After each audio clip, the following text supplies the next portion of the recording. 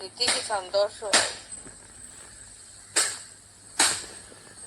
നമസ്കാരം മോളു. ഓ, 50 വയസ്സുള്ള ആളാണ് ചേച്ചി എന്ന് വിളിക്കുന്നത് എന്നൊക്കെ എന്നോട് പറഞ്ഞിരുന്നു. ഓക്കെ, ഞാൻ പറഞ്ഞല്ലോ ചിലപ്പോ എനിക്ക് മോളു എന്നൊക്കെ അങ്ങ് വിളിച്ചു പോകും ഞാൻ. അപ്പൊ നിത്യ, ഞാനിപ്പോ ലൈവിലാണ്. വസ്ത്രങ്ങളെല്ലാം കാട്ടിക്കൊണ്ടിരിക്കുന്നു.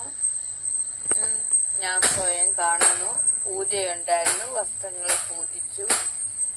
അപ്പോഴേ നിത്യയെക്കുറിച്ച് ലൈവിൽ ധാരാളം ആളുകൾ പറയുന്നു നിത്യ നല്ല മനസ്സിനുടമയാണ്, നല്ല മനസ്സുള്ള ഒരാളാണ് എന്നൊക്കെ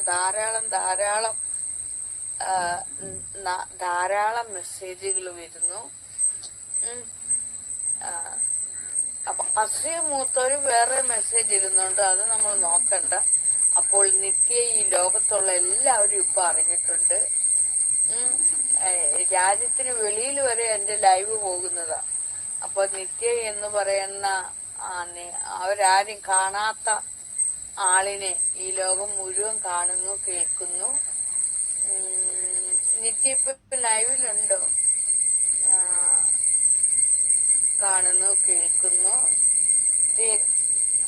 ഞാൻ നിത്യയുടെ ഒരു മഞ്ഞ വസ്ത്രം, എനിക്കിത് ഇഷ്ടപ്പെട്ടു കേട്ടോ, മഞ്ഞ, അത് എടുത്ത് കാട്ടുന്നു. വസ്ത്രം പൂജിച്ചു. നിത്യക്ക് ഇന്ന് പിന്നെ പൂജയും പ്രാർത്ഥനകളും ഒക്കെ ഉണ്ടായിരിക്കുന്നതാണ്.